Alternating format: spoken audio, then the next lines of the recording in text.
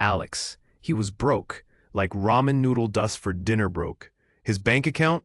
A historical artifact. His job search? More like a vibe check gone wrong. Every rejection email hit different. He was spiraling. Rent was a myth. His landlord? A silent judge. The struggle was real. It was too real. He needed cash. Desperate times, right? First gig, professional line stander. For what? Some limited edition, glow-in-the-dark, artisanal, hand-knitted shoelacing accessory. Yeah, peak capitalism. Alex stood there for 12 hours, in the rain, with a bunch of hype beasts. They had main character energy. He just had main character despair. Someone tried to offer him $5 for his spot. He considered it, briefly, then remembered he needed the full 50. It was a grind, a truly cooked situation. He felt like an NPC in someone else's fever dream. The shoes dropped. The line dissolved. Alex had $50. And trench foot. Not enough. $50. That's like 2 fancy coffees or 1 week of existential dread. He needed more, way more. The universe was testing him. Or maybe just laughing. He scrolled through ancient job boards. Nothing. Just endless loops of entry-level experience required. Bro, what? He saw an ad. Mascot needed. Immediate start. Flexible hours. Discount store. Discount store. Doomed? Probably. But rent. Enter Bargain Bin Bob's Bonanza. The name alone screamed impending liquidation. Alex was Bob, a giant. Slightly deflated chicken. Yellow polyester. Smelled like regret and stale popcorn. His mission? Wave at confused toddlers and lure unsuspecting customers into a maze of questionable electronics. Bob's Bonanza was a ghost town. Cobwebs had more energy than the shoppers. He danced, he clucked, he did a sad little chicken jig. Nobody cared. The vibe was off, permanently. One kid cried, another kicked his shin.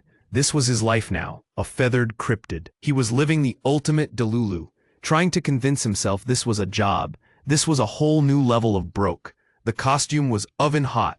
He felt his soul slowly evaporating. This store was built on a cursed ancient burial ground.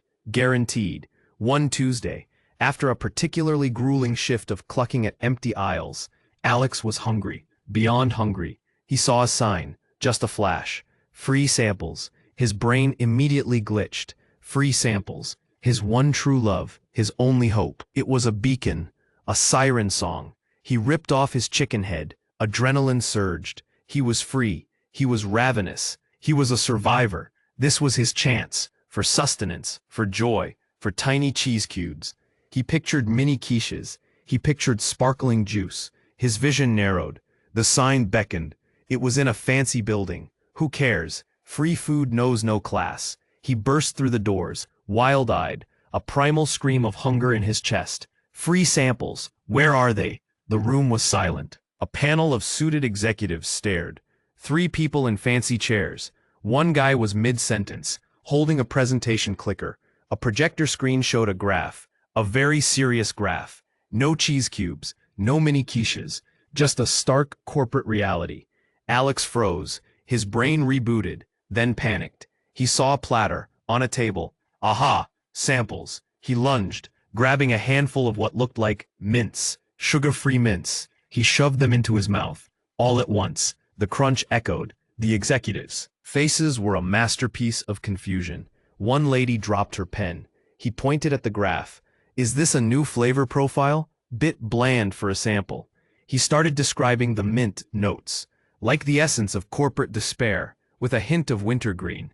The CEO, a stern-looking man, finally spoke. Excuse me, this is an interview for Senior Vice President of Global Synergies. Alex blinked. Senior Vice President of what? He looked down. He was still wearing the chicken feet and the chicken body, just no head. Oh, my days. The executive started whispering. He could hear security and unhinged. He started backing away, slowly. Then he spotted something, a tiny decorative bowl of trail mix. Free samples. His eyes widened. He grabbed the whole bowl. Thanks for the freebie, he yelled. He turned to run, but in his haste, he tripped over a potted plant.